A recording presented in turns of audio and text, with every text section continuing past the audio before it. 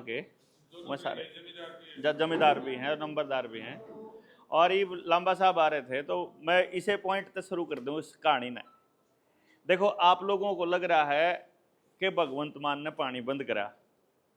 एक आदमी कहा था फेसबुक के ऊपर कि भगवंत मान नहीं कर सकता, उसने अरविंद केजरीवाल के इशारे पर करा।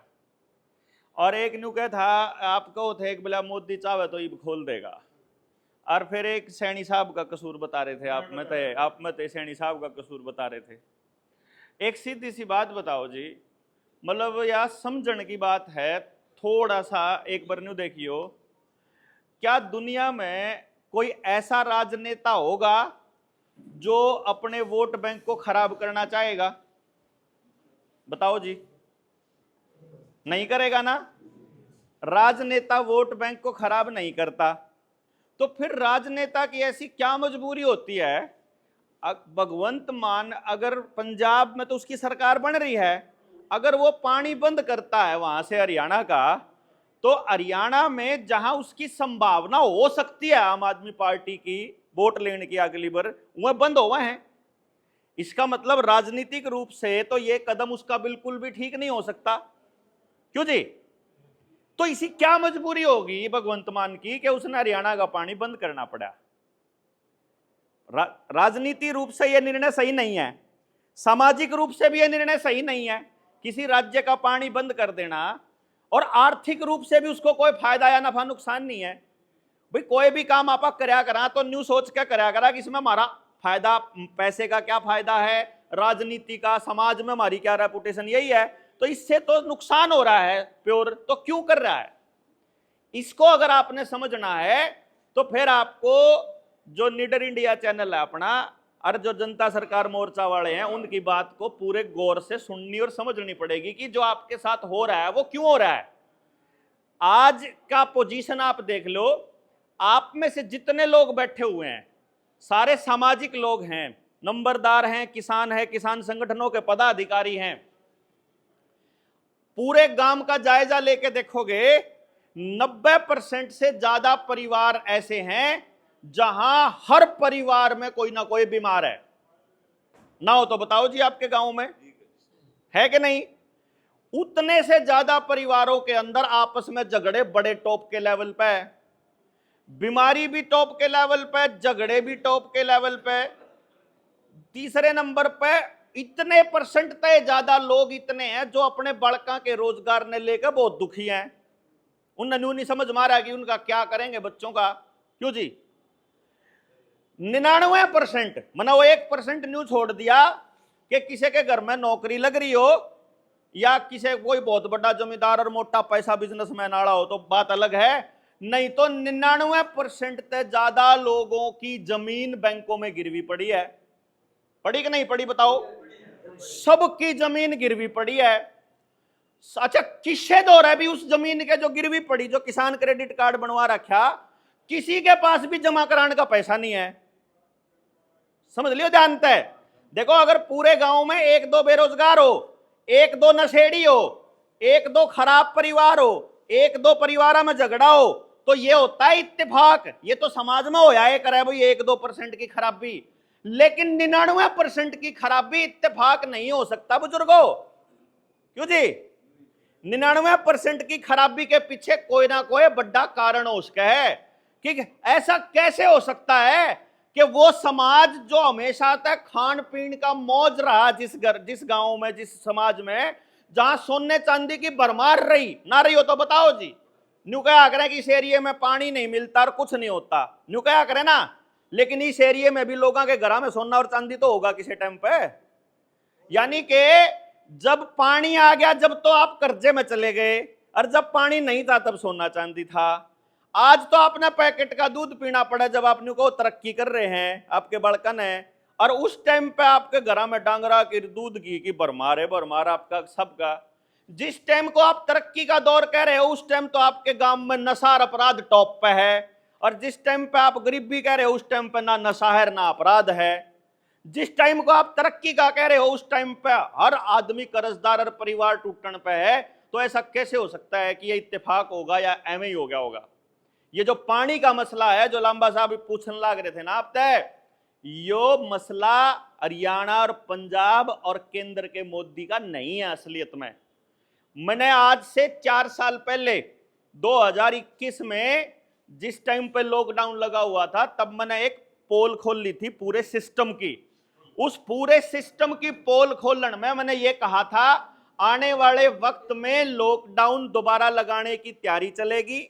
मैंने ये कहा था कि गृह युद्ध के हालात बनेंगे, आदमी आदमी का दुश्मन होने लगेगा। मैंने ये कहा था कि विश्व युद्ध की भी तैयारी होगी, पाकिस्तान के साथ खेल चलेगा। मैंने ये भी कहा था कि कश्मीर में जो चल रहा है वो भी होगा। और दावोस में 2 साल पहले, स्विट्जरलैंड के दावोस में, जिसमें योगी भी गया था, मोदी भी गया था और यहां से ऑनलाइन अपनी हाजिरी भी लगाया करता, वहां से क्लास श्वाब ने एक डायलॉग बोला था, अगर आपको याद ना हो। उन्होंने ये कहा था कि भोजन की तरह तुम पानी की राशनिंग क्यों शुरू नहीं कर रहे हो। नरेंद्र मोदी को धमकाया था उसने।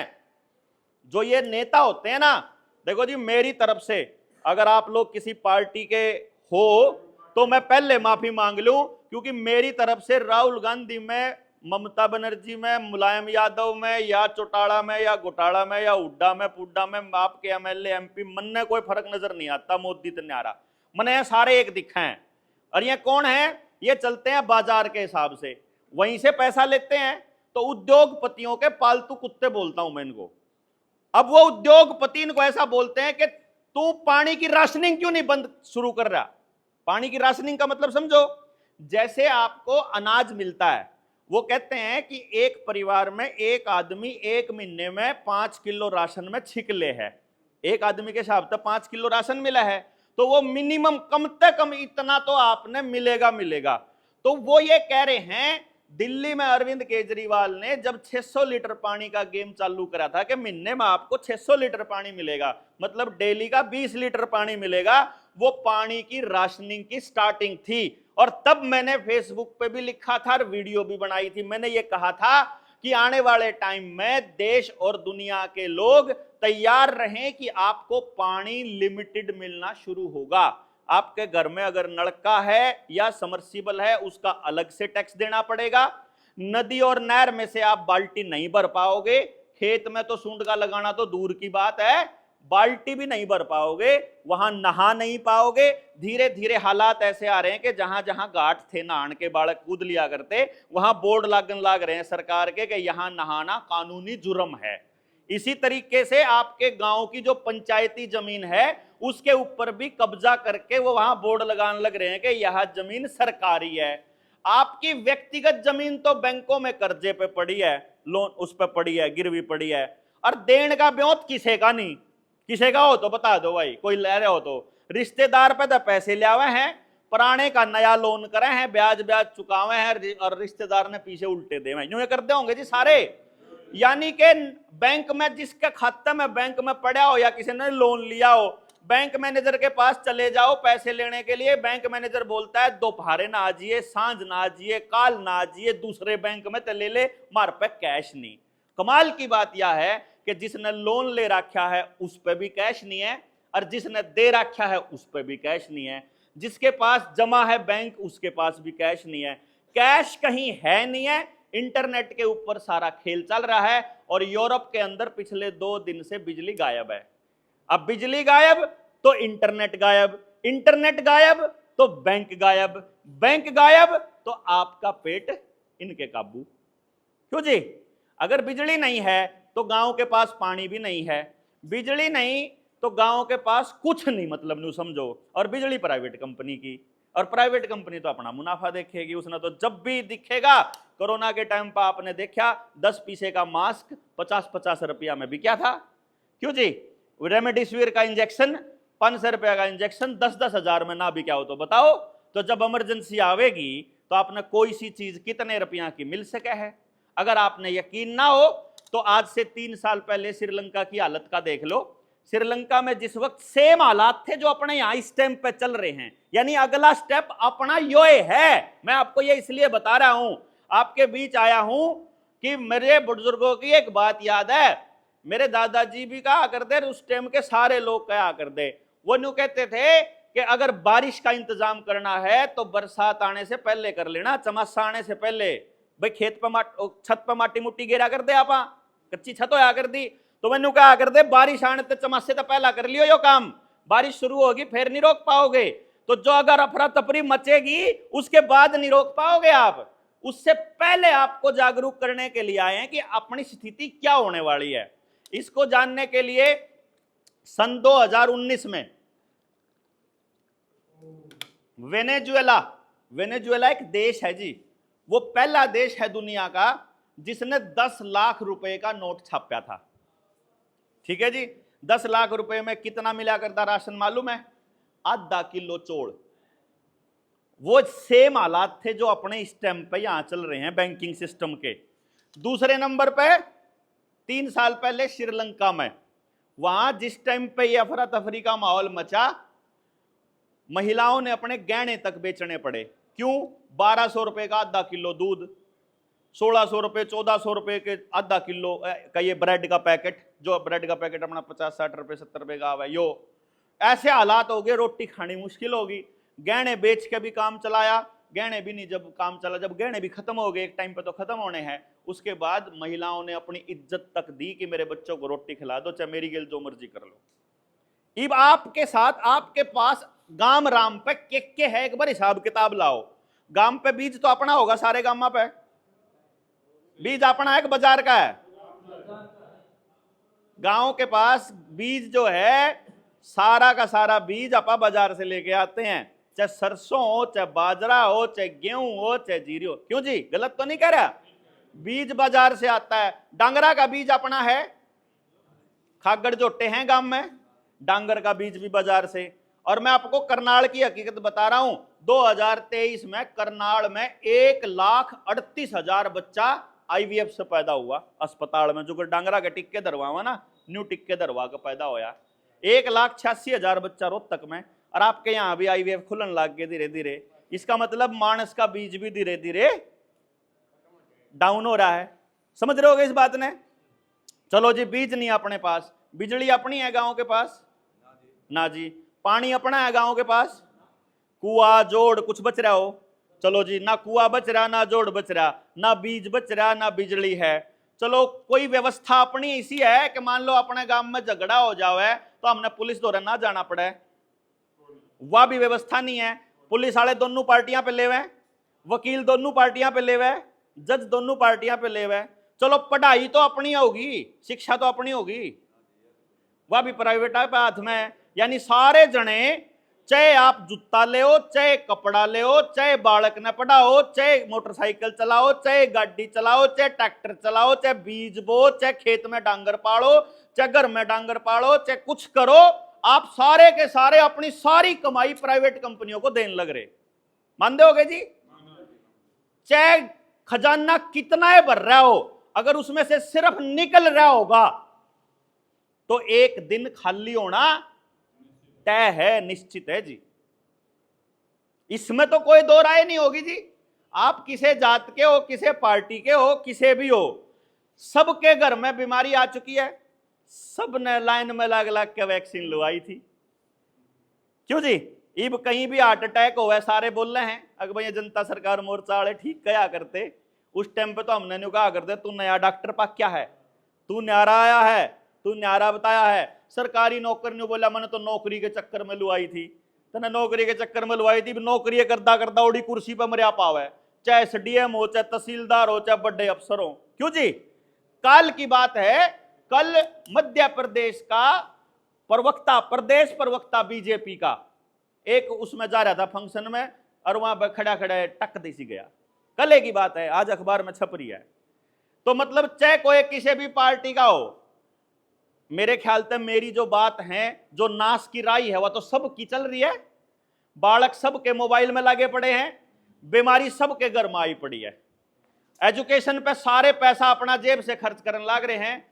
चाहे आप नौकरी करते हो, चाहे आप पॉलिटिक्स करते हो, चाहे खेती करते हो, चाहे नेता हो, चाहे कुछ हो करते हो, आप सब के बच्चे नाश की राई पे हैं। ना हो तो बताओ जी, है ना? इब एक बात पे आप सहमत हो गए कि अपने गांव राम नाश की राई पे है। दूसरी बात पे सहमत अपन न्यू होना है कि ये इत्तेफाक है, किसी ने कोई कर रहा है। क्योंकि एक दो का तो इत्तेफाक हो सके है। मेरा दिमाग ये कहता है कि अगर सबके साथ ऐसा हो रहा है तो कोई ताकत ऐसी है जो इस पर लगी पड़ी है। क्यों जी भाई, आपका गांव की सारी जमीन गायब बोली। मैं दादरी में, मेरा याद है चरखी दादरी के अंदर एक गांव के अंदर सरकार कब्जा करे थी, गुरनाम सिंह चढ़ुन्नी ने कॉल दी थी, यहां किसान नेता इकट्ठे हुए थे, मैं भी आया था। कौन सा गांव था वो? मौत था ना। तो हम आए थे उस गांव में, मैंने स्पीच भी दी थी, मैंने थोड़ी सी मैं बोलिया भी था। आपका याद हो, यानी कि पंचायत अभी क्या हो रहा है वो देख रही है। अच्छा, CID वाले आ रहे हैं ना, ये सारा की फोटो ले जाएंगे, ये सब ना बतावेंगे। ये मानस हैं जो उनसे थोड़े बोलनीय हैं, ये समाज ने जगान लाग रहे हैं। तो फिर वह उड़े बैठे आदमी प्लान करेंगे। अच्छा एक काम करो, फिर प्रधान जी को बोलो क्या दिक्कत है जी, प्रधान जी अगर जी बालक नौकरी नहीं लाग रहा। अच्छा नौकरी लाग जाएगा, चुप होना पड़ेगा। प्रधान जी आपने ट्रांसफर करानी हो, प्रधान जी आपने बताओ क्या दिक्कत है, जो से बोलनी है उनने बताओ क्या दिक्कत है। टिकट चाहिए, टिकट ले ले, फालतू नहीं बोलना बस। सर जनता को अगर सच बता दिया तो गलती कर दोगे, नहीं तो अंदर कर देंगे, झूठे साचे केस लाकर अंदर कर देंगे।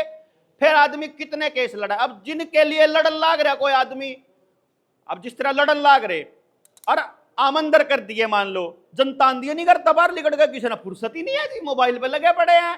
तो फिर आदमी लड़दा लड़दा कब तक लड़ेगा। अगर यार जिन जगान लाग रहे थे वही नहीं आंधे गेल लाग के खड़े होंगे तो फिर कौन आओगा। तो धीरे धीरे बोलने वाले लोग पीछे हट जाएंगे, सच्चे लोग पीछे हट जाएंगे और लुच्चे गुंडे फिर विधानसभा में पहुंच जाएंगे। यही बन रहा होगा। पंचायती आदमियों की तो ऐसी तैसी करें न्यू, पंचायती आदमियों की और समाज के आदमियों की ऐसी तैसी तो करें न्यू, और अपने बात समझ में को नहीं आंदी। हम लोग इनकी जाल को समझ नहीं पाते। तो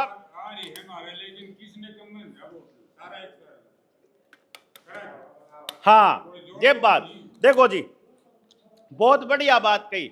एक बात बताओ जी भाई, हम वोट किस तरीके से करते हैं? हम अपने आदमियों, चलो वोट इलेक्शन हुआ है, आप वोट क्या क्या देख के करते हैं? पहले मेन्यू देखो, देखना हम वोट देख के करते हैं। अच्छा कौन से गोत के कितने खड़े, कौन सी पार्टी के कितने खड़े, क्यों जी, कौन से गांव के कितने खड़े, और मेरा भाई किसकी गेल है। अच्छा वो इसकी गेल है, उस गेल तो मैंने लागना नहीं। समझ गए? हम जो चुनाव लड़ते हैं, हम किसी भी, मैंने अब की बार इससे पिछला चुनाव, उससे पिछला चुनाव 2016 और 17 में मैंने इलेक्शन मैनेजमेंट करा था। मनोहर लाल खट्टर मेरा कस्टमर रहा है, मैं आपने बता दूं, कदम सोचते हो। मतलब हमारी न्यू बात होया कर दी किसी टाइम पे, जब पूरे डिस्कशन में अरविंद केजरीवाल बैठा हो चाहे सुखबीर बादल हो, या मैं नाम इसलिए लेने लग रहा है कि वीडियो बनाने लग रही है, मैं डरता नहीं किसी तरह। मैंने देख लिया कि ये सारे के सारे एक थाली के चट्टे बट्टे हैं।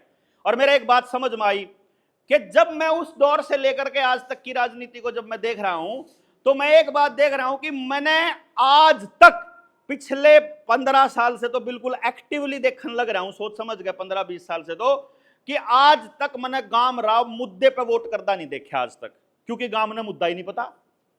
मुद्दा कौन बताओगा? या तो गांव का कोई मास्टर बताओगा, उस दौरे फुर्सत नहीं, प्राइवेट ने ट्यूशन कमाना, सरकारी की तनख्वाह खूब आने लग रही, उन्हें सरकार के खिलाफ बोलना नहीं क्योंकि ऊपर तो आदेश हो रहा। दूसरे नंबर पर आपने कौन मुद्दा समझा होगा? गांव का कोई वकील जो अपना आपके अधिकार बताओगा। वकील दूसरे और डाल के हुए पड़े हैं, आपके कोर्टा में जा ले जाओ। तीसरे नंबर पर आपने जानकारी कौन देगा? कोई आपका बालक पढ़ा लिखा ओ पेपर की तैयारी करने लग रहा, ढंग सर का पढ़ा लिखा हो तो तैयारी कर रहा, जिन्हें क्या ही का पता ही नहीं, उन्हें तो क्या ही का पता ही नहीं। चौथे नंबर पर आपने कोई मुद्दा बताओगा तो वो बताओगा जो किसी पार्टी को या संगठन को चलाता है। जो पार्टी संगठन ने चलावा है उस तक पहला या नेता उसके घर आकर चाह पीजिए। भाई मान लो मेरे घर कोई आकर चाह पी गया, अखबार में छपवा देख ले भाई चाह पिया है, इसका तो प्रोग्राम कर दी, तो उसकी गेल है, तो उसके गेल लड़ी, उसकी गेल लाग ले। मतलब मुद्दे पे बात आपने कद करी न्यू बताओ? कदे भी नहीं करी। अच्छा दूसरी बात, हमको किसी ने लिखना नहीं सिखाया, सरकार चलती है लिखने से। आप बात करा जबानी, ईबीओ विधायक आया, किसी ने भी अपनी बात लिख के कौन दी इससे, क्यों जी? सब ने जबानी बोली, उन्हें जबानी वादा करा लिख गया, आधी बात हो आधी बात ना हो। यो आन लग रहा पिछले 20-25 साल से, और जबानी झूठ सारी न्यूज़ चलने लग रही, क्योंकि हमको अपने अधिकार नहीं पता, हमको अपनी समस्या नहीं पता, हमको यह भी नहीं पता कि इसका कारण क्या है। मैं बुजुर्गों आपसे रिक्वेस्ट ये कर रहा हूं, क्योंकि हमारी ट्रेनिंग प्रोग्राम है यूपी में, तो हम यहां से सीधा बुलंदशहर से आगे निकलना है अपने को। एक बात समझो, अगर हमें बात समझ में आ जाए पूरी, और समस्या समझ में आ जाए, और समस्या का कारण पता चल जाए, फिर तो समाधान हो सकता होगा जी। एक बात तो यह है कि समाधान करने के लिए पहले समस्या समझनी पड़ेगी, क्यों जी, है ना। दूसरे नंबर पे बात यह है कि समाधान करेगा कौन। इसका एक सिंपल सा नियम है, जिसका गांव है, जिसके बालक हैं, जिसका नाश हो रहा, जब वह उसने ठीक नहीं करेगा तो किसी और ने के ठेका ले रखा, क्यों जी। विधायक, सांसद, तहसीलदार, पुलिस वाला, सीआईडी वाला, या कोई वकील, या कोई मास्टर, कोई और करेगा जी वार्ता आगे, या गांव न करना पड़ेगा। गांव तब करेगा जब गांव इस पर चर्चा करेगा। चर्चा करने के लिए टाइम चाहिए, और अपन ऐसा बना रखा जबान तय एक मुंट मेन्यू का टाइम तो किसी तो रहा ही नहीं। अगर जब टाइम नहीं है तो एक बात क्लियर है कि अगर पिछले 30 साल में हमारा समाज खराब हुआ है, अगर, अच्छा बता दो, ठीक हो या खराब हो या जी। परिवार के रिश्ते, अपराध, नशा, बुरा हाल, मतलब कर्जा, ये सब खराब होया। अगर पिछले 30 साल में खराब हुआ है और ऐसे ही चलता रहा तो इसका मतलब आगे और खराब होगा, क्यों जी। भाई जैसे चल रहा था अगर वैसे खराब होया है और कुछ ना करा तो और खराब होगा। ये नियम है जी। मेरे हाथ में कुछ है, इसने छोड़ दो, नीचा होगा अपने आप, लेकिन नीचे तक ठाना पड़ेगा ऊपर। समाज का भी ये नियम है। समाज के समझ वाले लोग करना छोड़ दो, समाज का लेवल आपको नाश हो जाएगा। अगर समाज को ऊपर उठाना है तो समाज को ठाना पड़ेगा जी, क्यों जी। और ठा पावेगा वो जिसके बात समझ में आवेगी, और समझ में आवेगी उसके जो साथ चर्चा करेगा। जो मैं बोल लूंगा या जो भी आदमी स्टेज पे बोलेगा, अगर वो आपके सवाल नहीं सुन सकता, अगर वो आपकी कड़वी बात नहीं सुन सकता, तो समाधान नहीं कर सकता। तो मैं यूं चाहूं हूं, अगर आपने ठीक लागता हो कि एक गांव में कर दो, गांव सर कर दो तो गांववार से, और जब इकट्ठे होकर 4 गांव कर दो तो 4 गांव, एक बार बैठ के लंबी चर्चा कर लो। पहले हम सारी समस्या समझ लो कि हर घर में बीमारी का कारण क्या है, हर घर में अपराध का कारण क्या है, ये जो नशा चल रहा है इसका कारण क्या है, मोबाइल का क्या नुकसान है। आपको तो ये भी नहीं पता कि जो सवेरे टुंटी का पानी आवे उसमें फ्लोराइड डाल के देवा आपने, क्यों जी। टुंटी का जो पानी आवे ना उसमें फ्लोराइड डाल के देवे हैं। आपको ये भी नहीं पता कि इस बिजली से आपको कितनी बड़ी लूट हो रही है आपकी। बताऊं लूट, जो से बालक यहाँ पढ़े लिखे समझदार आरटीआई ने जाना है ना, एक बार आरटीआई डाल के देखियो। अपनी टीम में से एक बंदे ना आरटीआई डाली, सुनना इस बात को, ये आपके काम की चीज है, ये बड़ी काम की चीज। किसान नेता जो भी है, आरटीआई में सवाल पूछा कि पावर हाउस ने जितनी बिजली बनाई, पावर हाउस बिजली बनावा है, वो न्यू कम है भाई, तब बिजली बना, मतलब स्टोर करा है उसका आगे भेजा है। तो सवाल आया कि जो जिला था एक, मैं यूपी की बात है यार, मैं नाम नहीं लेंदा बाल, क्योंकि कागज इकट्ठे करने लाग रहे हम इसमें। ईब जन्यू पूछोगे ना, जो कर चरखी दादरी का ही ले लेते हैं, भाई दादरी जिले में टोटल कितनी बिजली मिली ऊपर तक जिले में, पूरे जिले ने। इंदौर तो सारा कंप्यूटर में लिखा हुआ है, तो वहां पता लग गया कि पूरे जिले को 10 लाख यूनिट मिली। अब इसका मतलब ये हो गया, दादरी में कितने ब्लॉक हैं जी, कितने, 4 ब्लॉक हैं। तो इसका मतलब क्या हो गया कि अगर 10 लाख यूनिट दादरी को मिले तो हर ब्लॉक को कितनी कितनी मिलनी चाहिए, 2.5 लाख मिलनी चाहिए। उन्हें पूछा बंदे ने जब आरटीआई डाल के कि मेरे ब्लॉक ने कितनी यूनिट मिली, तो आरटीआई में जवाब आया 12 लाख यूनिट। ऊपर तक जिले ने 10 लाख मिली, एक ब्लॉक ने 12 लाख मिल गई। यार यू कुखर भाई, मतलब बाकिया ने क्या मिला, बोला बाकिया ने भी इतनी इतनी मिली। उसका दिमाग चकरा गया। अगर यार चल एक ब्लॉक में, फिर एक ब्लॉक में कितने गांव हैं, लगभग 50 से 60 गांव होते हैं, ठीक है, वहां भी लगभग इतने गांव थे। तो अब अगर जब मान लो आप 10 लाख रे मान लिया न्यू की न्यू 10 लाख न्यू की न्यू है और 50 गांव मान लिए, तो इसका मतलब क्या होगा कि 20,000 यूनिट एक गांव में मिलेगी, ठीक है। फिर उसने आरटीआई डाल के उससे जो बिल बनाया करता, जो रीडिंग लेना आया कर, उससे कह दिया तन्ने पीछे दूंगा 100 रुपये, तू मना अपना टोटल बिल दे, बताया क्या। उन्होंने बोला जी परसों ना हो जाएगा तैयार। 3 दिन वो बिल सारे गांव के इकट्ठा करता रहा और सारा बिल जमा कर लिया। तो उसने जब आखिर में टोटल बिल कैलकुलेट करके दिया, बोला थारे गांव ने बिजली खाई 14 लाख यूनिट। उन्होंने बोला अब मैं तो ये समझ में आ गया मेरा कि आपके सबकी जेब के ऊपर डाका किस तरह पड़न लाग रहा है। मतलब जो चीज है ही नहीं उसके पीछे देने लाग रहे आप। और फिर मैंने, तू सचिन वह किताब लेगा, उसमें रखी डायरी में, उसमें आप ले आओ, हाँ कोई सा भी ले आओ, पिछली सीट पर धरी है वो। हमने एक किताब लिखी है, उस किताब में आरबीआई से, अच्छा है रहने दे सुखजीत भाई, है कह दो, यह किताब है जी, रुपया मूल्य का मापक या शोषण का साधन। ये जो जेब में रुपये लेके घूमा ना पा, है इधर आओ, उल्टी तरह है। ये जो नोट है ना जो आप जेब में लेके घूमा, इसके बारे में हमने आरबीआई से कुछ सवाल पूछे थे और इसके दम पे हम लगभग 1000-2000 लोगों के मकानों की और जमीनों की कुड़की भी रुकवा चुके हैं। हमने ये कहा कि भाई जो रुपया मारती दे रखा है तुमने कर्जे में, जो उसकी असलियत बताओ के है, उसने छापण का नियम बताओ क्या है, क्यों कर छापो हो। जुगर अपने थे तो हमारे बुजुर्गों ने एक बात बताई थी, मेरे तो याद है, मेरा दादा एक बात बताया करते, मेरे दादाजी, अग भाई सरकार पे जितना सोना हुआ उतने नोट छाप सके सरकार, नहीं बताई थी जी, आप तभी बताई होगी जरूर पक्का।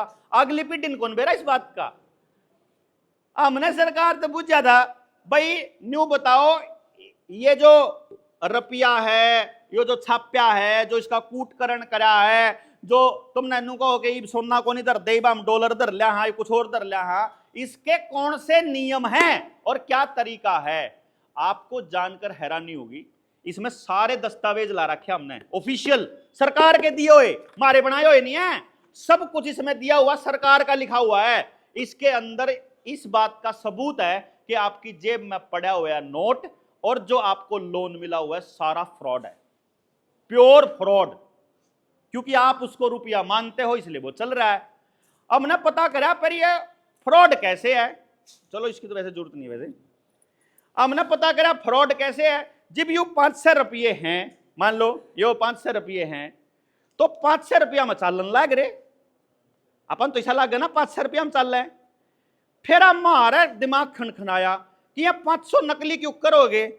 फिर हमारा एक बात समझ में आई, यू एक सिक्का है 1 रुपये का, यू असली एक नकली है, तो असली है ना, यो 1 रुपये का सिक्का है जी, यो छपया हुआ है सन इस पर कौन लिख रहा है दिख नहीं रहा, सन 2000 या 2001, मतलब 2018 या 19-20 का, छोटा वाला 1 रुपया, तो यो नया है, तो यो बता रहे हैं असली है। फिर हमने यो सुप्रीम कोर्ट की खंडपीठ के सामने हमारी टीम के एक सदस्य ने रखा था, वर्मा जी ने यह कहानी। फिर यो रुपया है 1871 का, इस पे भी 1 रुपी इंडिया लिख रहा है, 1 रुपया लिख रहा है इस पे भी। यो असली एक नकली है जी, यो भी असली है। यो चांदी का है, इसमें 90% चांदी है, अरे यो भी असली बताओ है। इब मैंने न्यू बताओ यो रुपया असली है कि वो चांदी वाला असली है जी, इसका मतलब यो नकली है। हाँ परचेजिंग पावर। देखो ये कमाल की बात क्या है जो आपके साथ धोखा हो रहा है, वो बताऊं मैं कमाल की बात क्या है। बैंक में जाओगे, इस रुपये ने लो वाले ने लेकर बैंक लेवे इसने 1 रुपये में, और इस चांदी वाले ने लेके जाओ इसने भी वो 1 रुपये में लेवे। हाँ जाओ, हम गए, हाँ जहां तक आया मैंने यह बात, हम गए हाँ 10 चांदी के सिक्के लेके जाओ 10 रुपया में लेवे।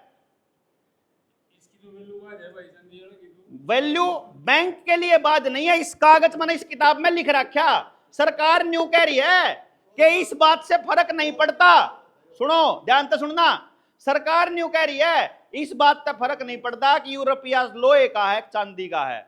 मखा न्यू कुकर तो मारती उनने बताया 1 किलो का बट्टा है, चांदी वाला बढ़िया सोने वाला बढ़िया जी? वजन तोलने के लिए कौन सा बढ़िया? बढ़िया जी। वजन तोलने के लिए चाहे लोहे का हो, चाहे चांदी का हो, चाहे सोने का हो, चाहे माटी का हो, चाहे घी इधर रखा हो बराबर में 1 किलो होना चाहिए, चाहे क्या का हो। धातु के ऊपर निर्भर नहीं करता किलो, किलो का मतलब वजन। यह बात सरकार ने कही रुपये के मामले में कि धातु के ऊपर निर्भर नहीं करता, क्योंकि इसने बनाने में और खर्चा आवे, इसने बनाने में और खर्चा आवे, और यो कागज का बनाने में और खर्चा आवे। तो इसका मतलब तो फिर सब तक कम बना लेंगे, तो जिसका सब तक कम खर्चा आया इसका मतलब तो वो सस्ता पड़ेगा, वो महंगा पड़ेगा, उसकी वैल्यू कितनी कितनी। तो सरकार ने बोली ना, रुपया मतलब रुपया, चाहे आपके मोबाइल में डिजिट हो, खाली आपके मोबाइल में डिजिट हो 20 न्यू कर दो, वो तो कुछ भी को नहीं। क्यों जी? आपके मोबाइल में बटन दबाया और दूसरे के खाते में चले गए, वो तो कुछ भी को नहीं गया, फिर भी आप मानना हो ना उसने 20 रुपया। इसका मतलब वो कुछ नहीं था, फिर भी आपने उसको 20 रुपया मानना। ये लोहा है, आपने इसे 1 रुपया मानना। यो कागज है, आपने इसे 1 रुपया मानना। और यह चांदी है, इसको भी आपने 1 रुपया मानना। और बैंक भी इसे 1 रुपया ही मानता है। फिर हम चले गए सुनार दौरे। सुनार ने इस 1 रुपये या इसे 1 रुपये, इस 1 रुपये में 1000 दे दिए मरते। हमने पूछा भाई इसमें कितने आवेंगे? ये 1 रुपये में 1000 रुपये आवे भाई। न्यू कुकर वो बोला जी धातु का फर्क है।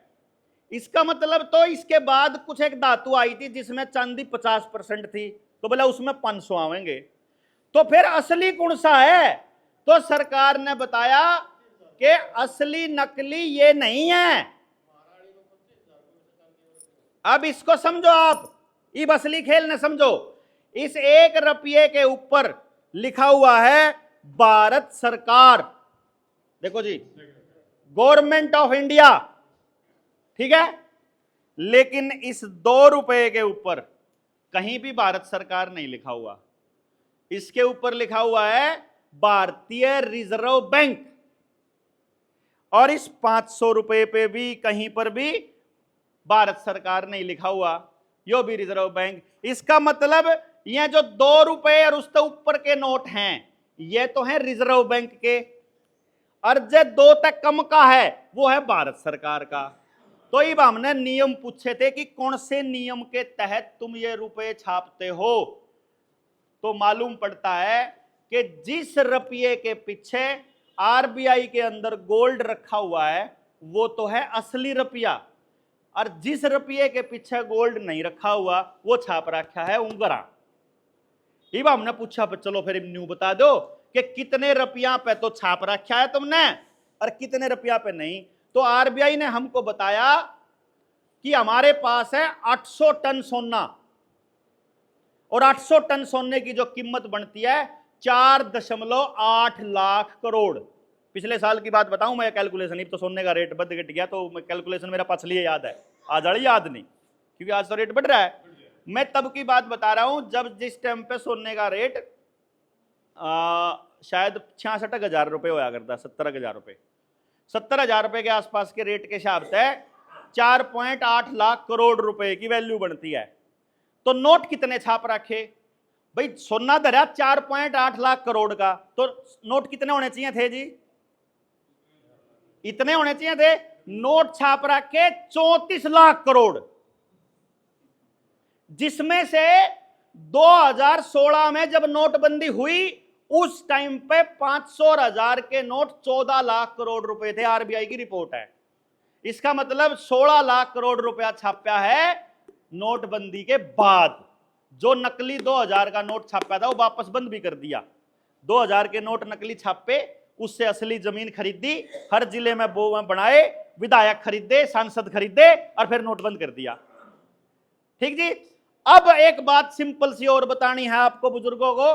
अगर मेरे पास 1 लाख रुपया है और आप मेरे पर लोन लेने के लिए आ जाते हो, तो मैं उस 1 लाख में से ज्यादा आपको कितना रुपया लोन दे सकता हूं, बताओ। मेरे पास 1 लाख रुपया है, मुझे लोन देना है, तो मैं ज्यादा से ज्यादा कितना दे सकूं? जब मैं सारा भी दे दूं तो 1 लाख से ऊपर तो नहीं दे सकता ना।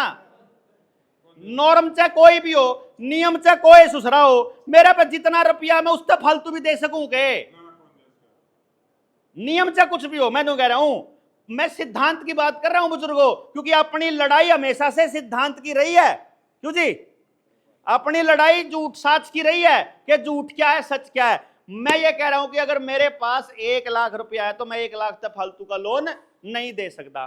तो जी चलो 5 लाख करोड़ के सोना दे रहा था, छाप सके था बैंक सिर्फ 5 लाख करोड़, लेकिन बैंक ने छाप लिया 34 लाख करोड़। अब 34 लाख करोड़ बैंकों ने छाप लिया, तो ज्यादा से ज्यादा कितना लोन दे सकता है वो देश की जनता को? इस तक फालतू तो नहीं दे सकता जी। जब नोट ही नहीं छपे उस तक फालतू, तो 34 लाख करोड़ तक ऊपर का लोन दे दोगे तो वापस नहीं आने का। अब लोन कितना दे रखा मालूम है आपको? लगभग 125 लाख करोड़ का। कैसे दे रखा? कि मेरे पे 1 लाख रुपया था, मैंने इन सारा 10-10 हजार रुपए दे दिए 10 जने तय, और न्यू कह दिया काल ने किस्त देनी तुमने। ये भी 10-10 हजार रुपये लेकर चले गए। अगले दिन इनने किस्त दी मेरे तक, मान लेते हैं एग्जाम्पल के तौर पे दी इनने 1000 रुपया, तो मेरे द्वारा कितना आ गया? 10,000 आ गया। इब 10,000 मैंने 11 में तो दे दिया। इब 10,000 मैंने 11 में पता लेना तो है। बाजार में कितना रुपया है टोटल? 1 लाख। लेना कितना मैंने? 1,10,000। अगले दिन फिर 10-10 रुपये 10-10 1-1 हजार दे दिया। अगले दिन फिर मेरे तो 10,000 आ गया किस्त का, मैंने फिर 12 में तो दे दिया। ये मार्केट में रुपया हो गया 1,20,000 जो मैंने लेना, लेकिन नोट कितने के पड़े हैं? 1 लाख के खाली। समझ गए जी बात? अब आपकी किस्त इसको लोन दे दी, इसकी किस्त इसको लोन दे दी। सिद्धांत ये कहता है ब्याज को मूलधन नहीं बनाया जा सकता। सिद्धांत है ये, आरबीआई का कानून है ये, ब्याज को मूलधन नहीं बना। लेकिन बैंक ब्याज को मूलधन बनाते रहते हैं। क्रेडिट कार्ड दे दिया, क्रेडिट लिमिट दे दी, जमीन की लिमिट बना दी, फैक्ट्री की लिमिट बना दी, लिमिट क्रेडिट दे दिया जो है ही नहीं। क्रेडिट लिमिट का क्या मतलब है? कार्ड में, बस कार्ड में हुआ है तो है ही नहीं, कहीं भी छपया नहीं कहीं। आपने ले लिया, आप बोलोगे देना है, दोगे कैसे? जमीन बेचकर, अनाज बेचकर, डांगर बेचकर, सोना बेचकर, मेहनत बेचकर, यानी अपना शरीर की कमाई बेचकर। यानी आप असली कमाई दोगे जो चीज आपने ली नहीं, जो है ही नहीं। तो जी बात यह है, 34 लाख करोड़ के नोट हैं, 1.25 लाख करोड़ रुपए का लोन बांट रखा है, 125 लाख करोड़ रुपए का सारा लोन फर्जी है। ईब कहानी यहां आकर के अटकती है कि गांव राम अपने आप को बचाने को क्या कर सकता है, क्योंकि मैंने 1-2 बात बता दी। अच्छा, एक और इस दौरान आपके साथ क्या खेल छल कर रखा है इन्होंने, मैं बता देता हूं। सबसे बड़ा छल आधार कार्ड और फैमिली आईडी और आयुष्मान कार्ड, आभा कार्ड, किसान का कार्ड, रजिस्ट्री के कार्ड, ऑनलाइन रजिस्ट्री, ऑनलाइन जो कुछ भी है, सबसे बड़ी ठगी का धंधा है वो। आधार कार्ड का खेल समझ लो। 3 साल पहले आप लोगों के साथ एक जबरदस्ती हुई थी, सरकार ने एक जबरदस्ती करी थी। उन्होंने कहा था अगर वैक्सीन की 2 डोज नहीं लगवाओगे तो तुमको राशन नहीं मिलेगा, पेंशन नहीं मिलेगी, तनख्वाह नहीं मिलेगी, बस में नहीं जान देंगे, रेल में नहीं जान देंगे, जहाज में नहीं जान देंगे, दुकान नहीं खोलने देंगे, मंडी में नहीं जान देंगे, बाजार में नहीं जा सकते, कोई काम नहीं होगा। न्यू कहा था जी, सचिवालय में नहीं जा सकते, कोर्ट में नहीं जा सकते, हाजिरी नहीं ला सकते, न्यू कहा था। इसका मतलब वो पहले ट्राई कर चुके हैं कि इस देश के लोग इतने बुजदिल हैं, बस कुछ भी कह दो मान लेंगे। तो फिर इन्होंने आपको लाइन में लगा दिया, आधार कार्ड जोड़ दिया पूरी फैमिली आईडी के साथ, बैंक के खाते के साथ, पैन नंबर के साथ, आईटीआर के साथ, ड्राइविंग लाइसेंस के साथ, गैस का कनेक्शन, पानी का कनेक्शन, बिजली का कनेक्शन, खेत के कागज, घर के कागज, जितनी रजिस्ट्री है, ट्रैक्टर के कागज, कार के कागज, घर में जितनी प्रॉपर्टी और सब के कागज किसके साथ जोड़ दिए? आधार कार्ड के साथ। अगली बारी अगर आपको चौथी डोज लगानी होगी तो सरकार को आपका गैस, पानी, बिजली बैंक खाता बंद नहीं करना, केवल आधार कार्ड बंद करना है। क्यों जी? आधार कार्ड बंद होने सारे बांगे हो जाएंगे, सारे सीधे हो जाएंगे नहीं? मतलब अब आपको सीधा करने का अरेंजमेंट सरकार ने पूरा कर रखा है। बीज बाजार में नकली आने लग रहे हैं, बीज का कानून नया आने लग रहा है, पानी का नया कानून आने लग रहा है, बिजली का नया कानून आने लग रहा है। आपकी गर्दन पूरी तरह से अब इनके हाथ में है। अब आप इकट्ठे होकर तो अपनी गर्दन बचा सकते हो, अलग अलग रहकर अपनी गर्दन बचाना संभव नहीं है, क्योंकि सबके ऊपर कर्जा है, सबकी जमीन की लिमिट बनी हुई है, किसी के पास पैसा नहीं है, किसी के पास डांगर नहीं, किसी के पास बीज नहीं, किसी के पास मेहनत नहीं, किसी के पास गोल्ड नहीं। यहां तक कि अगर घर में अटैक करने के लिए कोई आ जाए तो हथियार बनाने लोहा भी को नहीं किसी के घर में। क्यों जी? सब कुछ प्लास्टिक का हो रहा कि लोहा पिंगला के हथियारे बना लो, वो भी नहीं बचा है। अब स्थिति इतनी गंभीर है कि बैठ करके सरकार के ऊपर से निर्भरता खत्म करनी पड़ेगी। हमको न्याय के लिए पुलिस, वकील और जज नहीं चाहिए। जजों के घर में रिश्वत का पैसा मिलने लग रहा, पुलिस वालों के घर में रिश्वत का पैसा मिलने लग रहा, पुलिस वाले थाने में रेप करने लग रहे, पुलिस वाले थाने में मारन लग रहे, बड़कन है। तो ऐसे ऐसे आदमियों के भरोसे आपने अपने बच्चे छोड़े हुए हैं। बताओ, नेता सारे के सारे चोर बने बैठे हैं, सारे अपनी जमीन बेचने पर लागे पड़े हैं। रेलवे की सारी जमीन बेच दी, हेल बेच दिया, सेल बेच दी, रेल बेच दी, प्लेटफॉर्म बेच दिए, सारे एयरपोर्ट बेच दिए, सारी जंगल की जमीन, शामलात की जमीन, आपके जोड़ की जमीन, सारी बेचने की तैयारी चल रही है। आपके पास है क्या? गेम प्लान इतना बड़ा है, पूरा गेम नहीं समझोगे तो जीत नहीं पाओगे। जीतने का एकमात्र रास्ता है, एकमात्र रास्ता, कि अपना जीवन यापन के लिए सरकार के ऊपर से निर्भरता खत्म करनी पड़ेगी। अब वह कैसे करनी पड़ेगी, ये गांव में बैठ के चर्चा करनी पड़ेगी। क्योंकि आपा जो बैठा, हाँ, हम लोगों को तो बताया जाता है ये कि हमारी जमीन जाने वाली है, और जो तबका फ्री में राशन लेवे है गांव में बैठा, उससे जाके सरकार का आदमी नहीं बतावे है इनकी साड़े की जमीन लेकर थारते देवांगे। समझ गए बात? मतलब जिसके पास जमीन है उनकी तरफ इशारा करके उनको बोला जाता है ना जमीन वालों को कि इनने थारा बहुत शोषण कर लिया, ईब इनकी सारा की लंबे करके इनने तमने बोलना नहीं जीबियां थार दोहराएंगे। इसलिए उनको राशन भी फ्री दे दिया, मनरेगा के थ्रू पैसा दे दिया, बच्चे की पढ़ाई का न्यारा दे दिया, और दूसरी चीजा के न्यारे दे दिए, ताकि समाज की आपस में निर्भरता खत्म हो सके। एक बार कैलकुलेशन तो करके देखो, मनरेगा कब आता है? जब किसान को कटाई के टाइम पे और अगली फसल की बुआई के टाइम पे मजदूर की जरूरत पड़ा, उसी टाइम मनरेगा आवा है। जिस टाइम किसान को मजदूर की जरूरत नहीं, उस टाइम मनरेगा नहीं होता जी। वही पूरे के पूरे 50 दिन एक सीजन में और 50 दिन अगले सीजन में। मैंने यह बात कद समझ में आई पता आपको? 2020 में वो एक गांव है डाटा मसूदपुर, लॉकडाउन सबसे पहले उन्होंने तोड़ा था 2021 में। उस गांव में मैं गया हुआ था, तो वहां मैंने देखा कि गायें भी है उनके यहाँ, डांगर भी है खूब, लोग खेत में काम कर रहे। मैं बोला थारे यहाँ तो ट्रैक्टर बहुत कम है भाई। नो बोला हम तो अपनी गाय के आधारित खेती करा अगर यार, बीज कम डाल लग रहा, वो हाइब्रिड बीज और ये डीएपी वगैरह यूरिया कम डाला। मैं न्यू कुकर, बोला हमारे तो मजदूरों के साथ काम हुआ है। मगर मजदूर कुकर मिल जाता हमने। बोला हमारे गाँव ने मिलकर एक निर्णय ले रखा है कि जिस टाइम मनरेगा आएगा उस टाइम पे ढिंढोरा पिटवाते हैं वो गाँव में, कि भाई पहले किसान को जितने मजदूरों की जरूरत पड़ेगी पहले वहां जाएंगे, बचे हुए मजदूर मनरेगा में जाएंगे। इन्होंने अपने क्यों क्या था, किसान दिया करता उन दिनों में 150 रुपये, मनरेगा में मिला करते 250 रुपये। किसान काम करवाया करता और मनरेगा में फ्री में बैठे मिला करते। तो इन्हें अलग हो गया, किसान से मजदूर अलग हो। किसान ने मशीन लानी पड़ी अपने घर में, मशीन लानी पड़ी तो खर्चा बढ़ गया, खर्चा बढ़ गया तो उन्हें डीएपी यूरिया मारना पड़ा उस उत्पादन को पूरा करने के लिए, वो मारना पड़ा तो जहर आया, जहर आया तो शरीर में जहर आया, शरीर में जहर आया तो बीमार हो तो फिर कंपनी आगे तो चलने शुरू हो गई।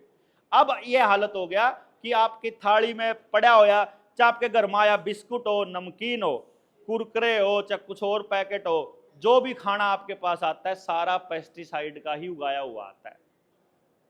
यानी हम अपने बच्चों को अपने हाथ से जो दे रहे हैं। अब आप देखो, आपके यहाँ कपास का एरिया है ना, कपास देसी कपास है यहाँ हमारे यहाँ, बीटी है ना।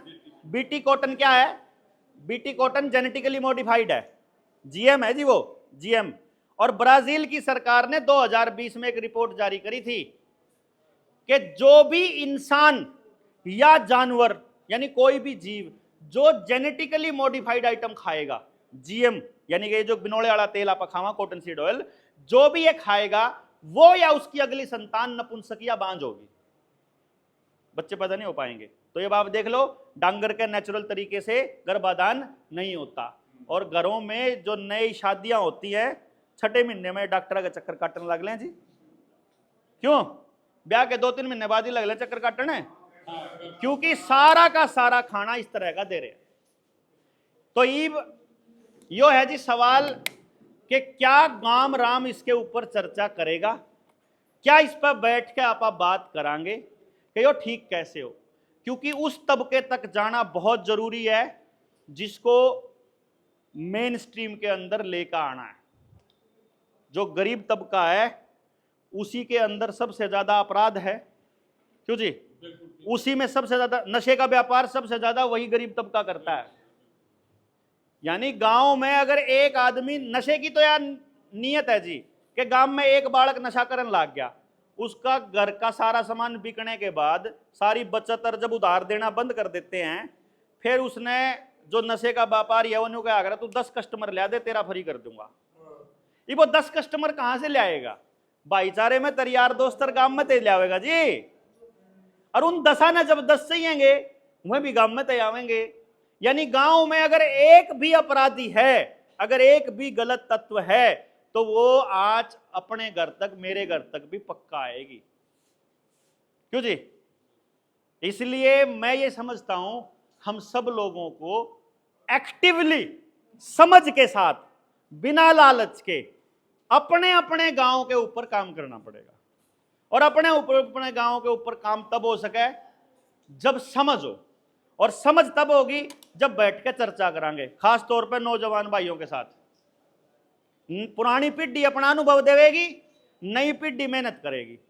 हम लोग मेहनत करांगे, आप लोग अनुभव दोगे, तो चीजें ठीक हो सकती हैं जी। क्योंकि आप सब ने, जितने लोग आप बैठे हो ना बुजुर्ग, आपने वो दौर देखा है जब गांव में बेटी को सारे गांव की बेटी बोला जाता था और किसी की बेटी को चिंता नहीं थी पूरे गांव में, क्यों जी? आपने वो दौर देखा है जब कोई भी बीमार नहीं था।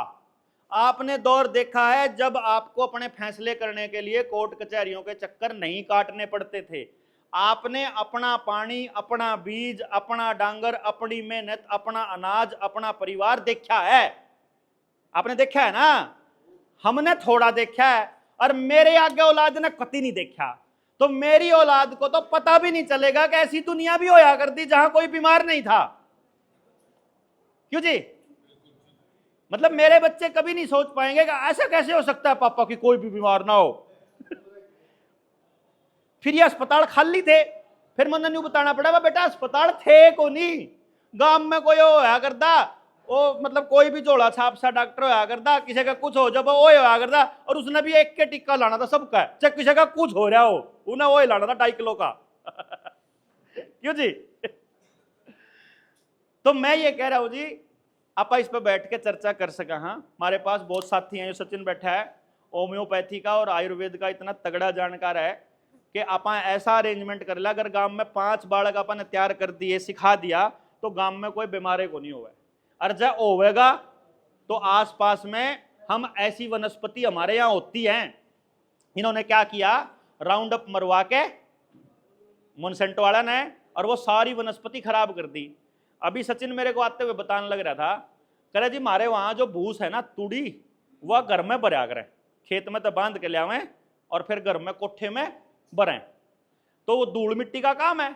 बोला वह तड़किए अपना ये जो बांग है इसके पत्ते चाबे और वो मार लें, तो जितना गंद जाओ सारे ने वह खुद काट दे है वो बांग, क्योंकि वो मेडिसिन है।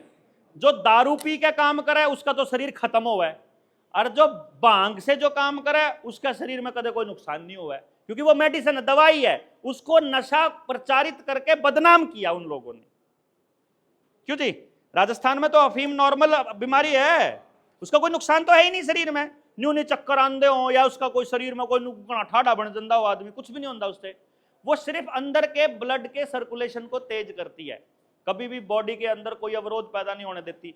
ऐसे बहुत सारी वनस्पतियां हैं, मतलब चाहे हींग हो, चाहे अजवाइन हो, चाहे दूसरे फल फ्रूट हो, चाहे टाइमली जो भी चीज हो, वो सब अपने पास अपनी रसोई में मौजूद हैं जो हमको हर बीमारी से पीछा छुड़वा सकते हैं। तो जी बड़ी बात यह है, हमने क्या अगर किसी भी समस्या का समाधान है उस समस्या की समझ, जब हमारा समझ में आ जाए तो आप समाधान कर सका। हाँ, जब समझ में ही नहीं आवे तो न्यू नहीं बेरा लागे, नेता प्रॉब्लम है, एक डीसी प्रॉब्लम है, एक तहसीलदार प्रॉब्लम है। अपने पास इनके सारे काले कारनामे, सारी करतूत, सब कुछ है, सारा समाधान है। गांव में 10 बालक चाहिए उन्हें पढ़े लिखे, जिन नाम बता दें तमी बिलिया लिख के भेज दो, बस अपने आप हो जाएगा समाधान। लिख के भेजना, क्या लिख के भेजना वो नहीं बताता आप तक कोई। क्यों? सब ना अपनी सत्ता चाहिए। मैंने कहा ना पाछा लागण देना, ये पीछे लगेंगे तब करेंगे इनका काम। सुने होगा राजनेताओं से आपने यह लाइन, तो अगर एक बार इनका डी डालन दे फिर करेंगे समाधान। तो बिना डी डाए समाधान हो सके है। अगर आपने न्यू लागता हो कि आप इसके ऊपर कार्रवाई करा, तो आपके पास अपनी टीम के साथी हैं, सुखजीत हो गए, नंबरदार जी हो गए, वीरबान जी हो गए, आप संपर्क भी कर लियोगे। आपके गांव में आना हुआ है, अशोक है, अशोक कहाँ गया, बाहर होगा, तो आपके गांव में भी आ जाएंगे। आप 5-4 गांव इकट्ठे होकर बुलाओगे, वहां भी आ जाएंगे और बैठ के गांव राम तक चर्चा, स्पेशली लेडीज से। क्योंकि आपके गांव में अगर एजुकेशन सिस्टम ठीक करना है तो बच्चों को वापस गांव में लाना पड़ेगा पढ़ने के लिए। भाई जिस स्कूल में आपका बच्चा पढ़ा है उस स्कूल में ऐसा क्या है जो आपके गांव में नहीं आ सकता, बस एक बार कैलकुलेट करके देखो। क्योंकि मैंने एक गांव पे कैलकुलेट किया था, 1300 बच्चा बाहर पढ़ने के लिए जाता था, 1300 बच्चा। उन 1300 बच्चों में से 53 लाख रुपया 5 स्कूल के मालिकों के पास जाता है जी। 53 लाख महीने का, साल का 6 करोड़ रुपया एक गांव सिर्फ पढ़ाई के नाम पे वेस्ट करेगा। और वो भी ऐसी पढ़ाई जिसमें बीए करे पीछे बालक ने कहीं करूं, 25-25 साल इतना पैसा वेस्ट करने के बाद भी रिजल्ट जीरो। यही पढ़ाई होगी जी? क्यों जी? जीरो पढ़ाई के ऊपर इतना पैसा वेस्ट हो रहा। मैंने पूरा अगर 6 करोड़ रुपया अपने गांव में फूक लो, पीछे का आग लानी हो अपने गांव में ला लो, कम से कम आपके गांव का तो स्कूल बनेगा। और वो टीचर्स का हिसाब किताब लगाया था कि लगभग जहां आप 53 लाख फूकने लग रहे हो, 10 लाख रुपया में 10 बड़का पे एक मास्टर रखा जाए इसके। 10 लाख रुपया में 10 बच्चा पे एक मास्टर। हिसार में वो सिस्सर ने शुरू किया था, गांव सिस्सर है जो, हाँ उसमें शुरुआत करी थी। अभी मतलब अगले स्टेप पे चलना है उसने। तो ऐसे करके देखो, एक दिन जब आप कति खाली हो जाएंगे उस दिन तो लड़ने के लिए निकलना ही पड़ेगा जी। ईब एसी में बैठे रहो, ईब घर में पंखे तले बैठे रहो, औलाद का जब कति नाश हो लेगा जब लिकड़ना पड़ेगा। मैं तो चंडीगढ़ रहा हूं, मैं सरकारी मास्टर था जी, मैं अपनी नौकरी छोड़ के लगा हुआ इस काम पे।